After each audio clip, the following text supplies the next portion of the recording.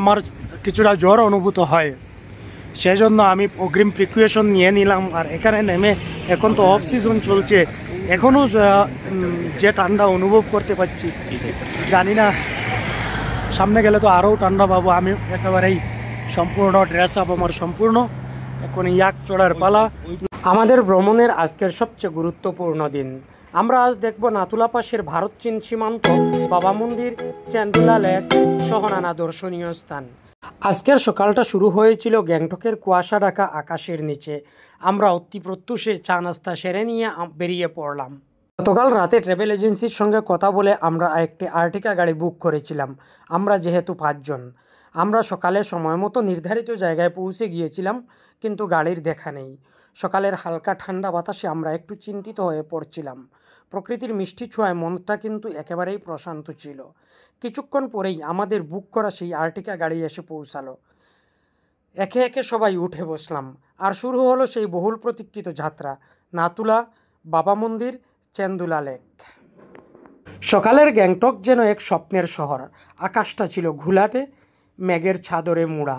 সূর্যের কিরণ তখনও পাহাড়ের পেছনে লুকিয়ে, কিন্তু পাহাড়ের গায়ে পড়া হালকা আলো যেন রূপলি রং ছড়িয়ে দিচ্ছে। রাস্তার পাশে ছোটো ছোটো দোকানগুলি তখন ধীরে ধীরে খুলছে।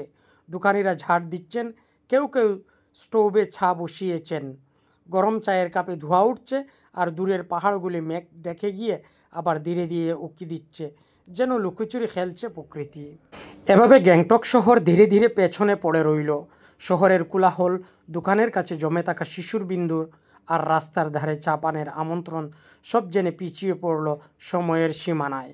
গাড়ির জানালে দিয়ে তাকিয়ে দেখি আমরা ঢুকে পড়েছি এক রহস্যময় জগতে, কুয়াশার রাজ্যে। পাহাড়ি পথ এখন একেবারে সাদা কুয়াশায় ঘেরা। দূরের দৃশ্য অস্পষ্ট, চেনা গাছেরও যেন ছায়া মেলে ধরা যাচ্ছে না। গাছপালাগুলো ঘন কুয়াশায় হালকা ভিজে আছে। পাইন গাছের ডগায় শিশির ঝরে পড়ছে। রাস্তার এক পাশে গভীর খাদ, অন্য পাশে পাহাড় উঠে গেছে আকাশের দিকে। কিন্তু এই সব কিছুই যেন কুয়াশার চাদরে ঢাকা পড়ে স্বপ্নের মতো হয়ে গেছে। গাড়ির হেডলাইট কুয়াশার বুক চিরে আলোর রেখা ফেলে, কিন্তু তাও কিছু দূর পরে হারিয়ে যাচ্ছে ধোঁয়ার মতো। আমাদের গতি ধীর, তবে মনে উত্তেজনা প্রবল। এভাবে একটি জায়গায় এসে পৌঁছালাম। অবশ্য জায়গাটির নাম জানি না, তবে আমাদের গাইড এখানে নামিয়ে দিয়ে ছবি তুলতে নির্দেশ দিলেন। স্বচ্ছ ছিল, কিন্তু ক্যামেরা বের করতে করতে কুয়াশার চাদরে মুড়ে নিল। আমরা যেহেতু সমুদ্রপৃষ্ঠ থেকে প্রায় 15,000 ফিট উপরে উঠতে চলেছি, সেহেতু আমাদের সতর্কতার অন্ত ছিল না। শীতের বিরুদ্ধে সবগুলো কাপড় চোপড় আমরা লাগিয়েছি।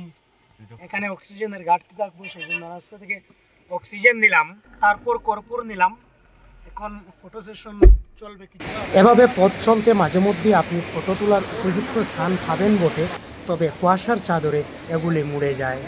একদিকে শীতলতম স্থানে যাচ্ছি, অন্যদিকে সকাল থেকে আমার, সেজন্য আমি অগ্রিম প্রিকুয়েশন নিয়ে নিলাম। আর এখানে নেমে এখন তো অফ সিজন চলছে, এখনও যে ঠান্ডা অনুভব করতে পারছি, জানি না সামনে গেলে তো আরও ঠান্ডা পাবো। আমি একেবারেই সম্পূর্ণ ড্রেস আপ আমার সম্পূর্ণ, এখন ইয়াক চড়ার পালা। নাতুলা পাস এখান থেকে এখনও 14 কিলোমিটার দূরে অবস্থিত।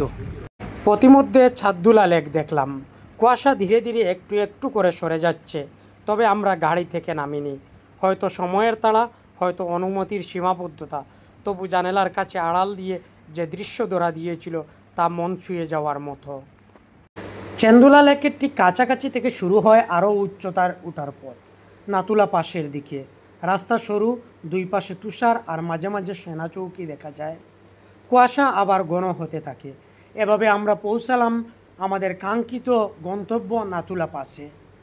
আবাসা কুয়াশার ফাঁক গলে দেখা গেল একটা সরু রাস্তায় বড় বড় লাল সাদা সবুজ জাতীয় পতাকা ও পাহাড়ের গায়ে লেখা welcome to Nathula pass, 14,140 fit.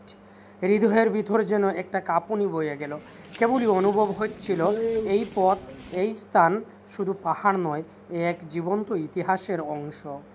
আমরা গাড়ির থেকে নামতেই গায়ে ঠান্ডা হাওয়ার এক ঝটকা আঘাত করলো। নিঃশ্বাস নিতে একটু কষ্ট হচ্ছিল, টুট শুকিয়ে যাচ্ছে, কিন্তু এত কিছুর মাঝেও চোখ আটকে রইল চারপাশে। দূরের পাহাড়ের কোলে ছোটো ছোটো সেনা ক্যাম্প, কোথাও ভারতীয় সেনাবাহিনীর পতাকা উঠছে, কোথাও চীনা সেনার পাহাড়দারি। পাহাড়ের ওপারে ধূসর ঘর, লাল পতাকা চীনের অংশ। নাতুলা পাশে ভারতীয় সেনারা কেবল পাহারা দিচ্ছেন না, আমাদের মতো পর্যটকদের অভ্যর্থনা জানাচ্ছেন সৌজন্যতার সাথে।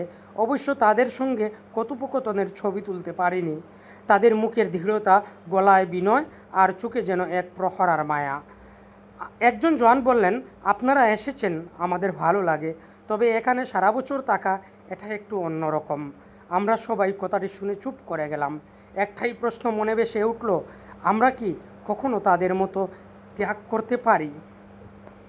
এখন আমরা পৌঁছাচ্ছি এক রহস্যময়, আবেগঘন ও আধ্যাত্মিক স্থানে, বাবা হরভজন সিং মন্দির। নাতুলা পাস থেকে ফেরার পথে এই মন্দিরে পৌঁছানোর অভিজ্ঞতা শুধু পাহাড়ি সৌন্দর্য নয়, বরং অদৃশ্য প্রহরীর গল্প, যা হৃদয়ে নাড়া দিয়ে যায়। এই মন্দির দর্শন করার শেষে আমরা বাড়ির উদ্দেশ্যে রওনা দিলাম এবং স্মৃতির কপিবুকে জমা রাখলাম নানা অজানা স্থান, অজানা রহস্য, অজানা গল্প।